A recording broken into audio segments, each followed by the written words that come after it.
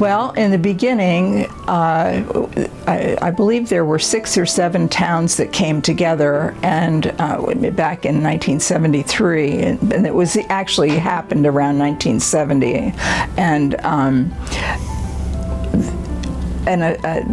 a visiting nurse association typically has towns that decide to join the association, and each of those towns then designated town funding toward the VNA, which was of course vital to our success. And so the way this board, Dr. Jack Norris was actually the person who was instrumental. He's definitely on my hero list, and he was just an amazing man who had worked for a Kodak company, and they came to New London to retire, and he got involved in thinking that the VNA would be a good thing for this area, because before that, each town had its own town nurse who kind of went around and took care of people and saw new babies, and so that eventually became something that merged into a visiting nurse association. So we had a member from each town that was part of the association. I think there may have been 2 who was part of the board. In the beginning, we often would find a board member going off would find their best friend down the road to take their place when they were through with their turn on the board.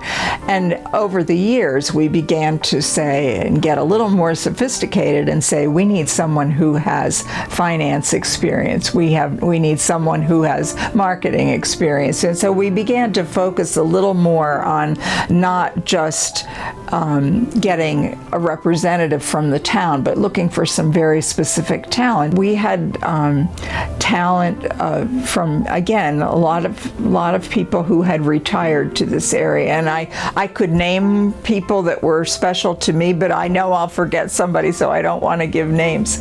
But just people who, again, they're volunteers, but they might have spent days on end here helping us with, getting the right auditors or getting the right financial people in here, and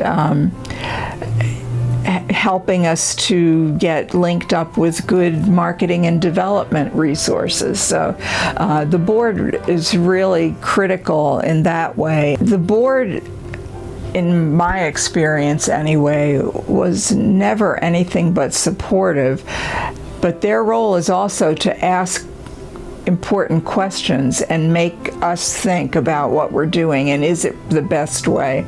Is it the most efficient way? In the beginning, there were so many little incremental steps, and then we've just been able to build on that year after year, and you couldn't do that without the support of the board. But so many of these things happened almost by serendipity. When Joanne Hughes moved to town, she got involved with one of our board members at the time was Michelle Holton, and she began talking about a program she had been responsible for, I believe in New Jersey. And how wonderful that she chose this organization. And I think I just saw in one of the recent ads, Renaissance Shop, over the years that it's been operational, has raised over $2 million for this organization. I mean, that's, to me, just incredible. One of the most memorable donations to me was the day that Chef Halsey came into my office. And as you know, this is called the Halsey Building in their Chef and Ginny's honor. Ginny was a longtime volunteer for this organization, and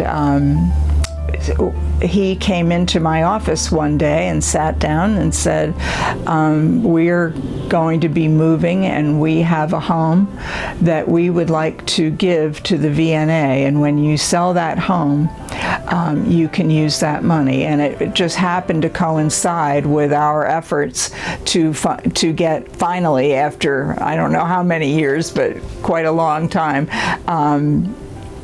a building of our own. We had rented in the hospital for many, many years until we outgrew it, and then we moved to the building on the corner where Hubert's is now. He was so humble and kind of brings tears to my eyes just to think of it. You would have thought he was giving me $10. Next week, we'll hear the last segment of Andi's VNA early years. When we come back, Brittany Sue Hines from the New London Barn Playhouse will tell us about the next children's series show. But first, these words from the good businesses that make your Yankee Chronicle possible.